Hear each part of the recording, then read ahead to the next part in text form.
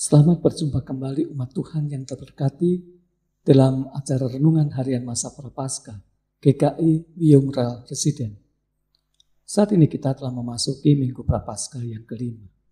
Dan sebelum kita akan membaca dan merenungkan firman Tuhan, mari terlebih dahulu kita bersatu dalam doa.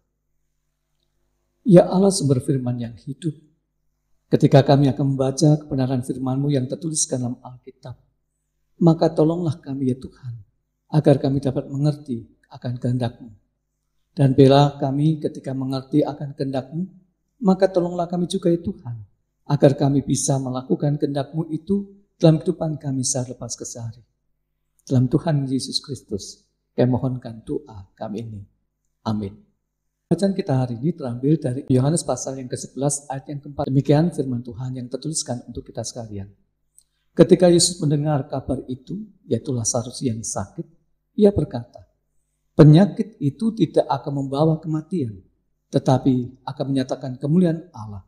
Sebab oleh penyakit itu, anak Allah akan dimuliakan. Demikianlah firman Tuhan. Renungan kita hari ini saya berikan judul di luar ekspektasi umat Tuhan. Setiap orang pasti memiliki ekspektasi dalam kehidupannya agar semua berjalan dengan baik. Sebagai orang percaya kepada Allah, kita memiliki ekspektasi kehidupan kita akan terberkati. Semua kebutuhan kita tercukupi dengan baik, tak ada masalah yang berat dalam perjalanan kehidupan kita. Kita memiliki ekspektasi juga terhadap anak-anak kita agar mereka boleh berhasil dalam studinya dan bahkan kemudian memiliki masa depan yang cemerlang. Semua ekspektasi yang baik kita miliki dalam kehidupan ini. Namun, benarkah realitas kehidupan kita seperti itu? Umat Tuhan, tak jarang yang terjadi justru sebaliknya. Dalam pekerjaan kita temukan ada banyak masalah yang berat dan bahkan tidak jarang kita menemukan sebuah realitas anak-anak kita bukanlah membanggakan tetapi justru mengecewakan dengan tingkah lakunya. Bahkan ada juga yang merasa memiliki Tuhan ataukah tidak, tak ada bedanya yang sangat signifikan. Mengapa? Sebab apa yang menjadi ekspektasi dia dalam beriman kepada Tuhan tak pernah terwujudkan dengan baik. Umat Tuhan, ketika Maria dan Marta menginformasikan kondisi kesehatan Lazarus kepada Yesus, tentu mereka memiliki ekspektasi bahwa Yesus segera akan datang dan menyembuhkan Lazarus. Namun ternyata hal itu tidak terjadi. Yesus tidak segera datang dan bahkan terkesan dia berlama-lama untuk di Betania. Hal itu terlihatkan bahwa Yesus ternyata baru datang setelah Lazarus mati dan sudah dikuburkan selama 4 hari. Namun menarik dari pernyataan Yesus kepada para muridnya dalam bacaan kita tadi. Yesus menyatakan bahwa penyakit itu tidak akan membawa kematian tetapi akan menyatakan kemuliaan. Sebab oleh penyakit itu anak Allah akan dimuliakan. Tetapi bukankah sekarang Lazarus telah mati dan dikuburkan? Perkataan Yesus kepada para muridnya seakan tidak tepat. Namun mari kita perhatikan dalam sudut pandang Yesus atas kematian Lazarus dalam pernyataannya kepada para muridnya pada ayat yang ke-11. Dalam ayat yang ke-11 Yesus mengatakan demikian, Lazarus saudara kita telah tertidur, tetapi aku pergi ke sana untuk membangunkan dia dari tidurnya. Umat Tuhan, dalam bagian ini sebenarnya ada sebuah karya besar yang sedang dirancangkan oleh Yesus dalam sakit dan kematian Lazarus ini, yaitu kemuliaan anak Allah. Namun yang sedang dirancangkan Yesus ini tak bisa dipahami oleh para muridnya, demikian juga oleh Maria dan Marta. Ketidakmengertian mereka inilah yang membuat mereka antipati dan larut dalam kesedihan.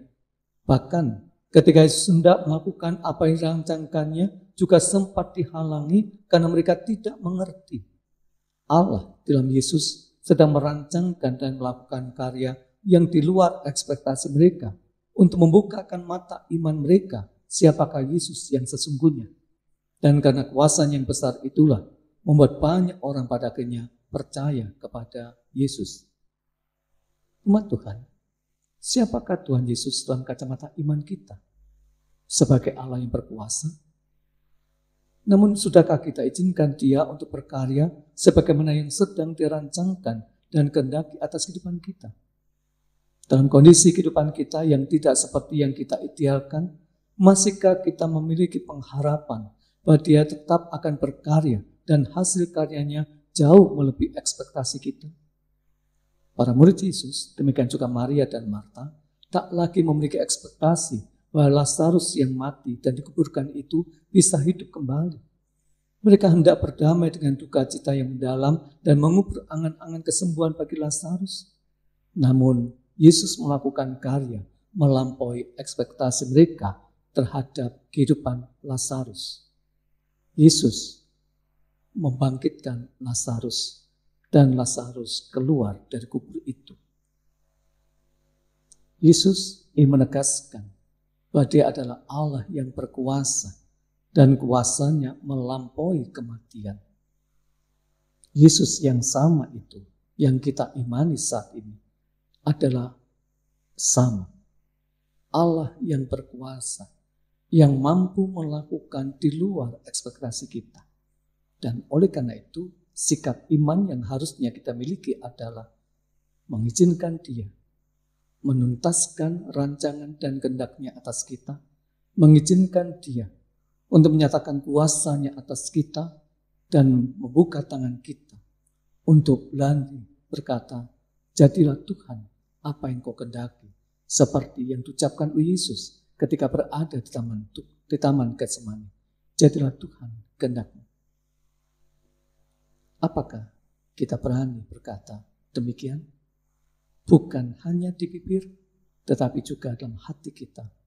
Bukan hanya dalam sebuah pernyataan, tetapi dalam sebuah sikap iman yang utuh. Jadilah Tuhan kehendak-Mu. Karena kehendak-Mu pasti yang terbaik, bahkan bisa saja di luar ekspektasi kami.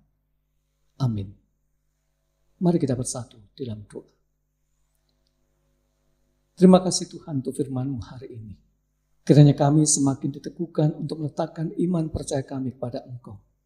Teguhkanlah kami dalam setiap pergumulan dan permasalahan untuk tetap mempercayai bahwa Engkau berkuasa atas kesemuanya itu.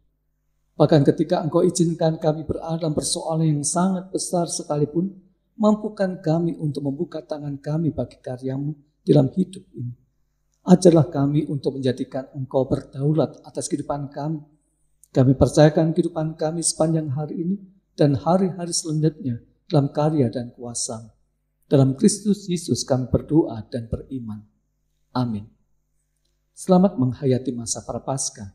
Tuhan Yesus memberkati kita semua. Amin.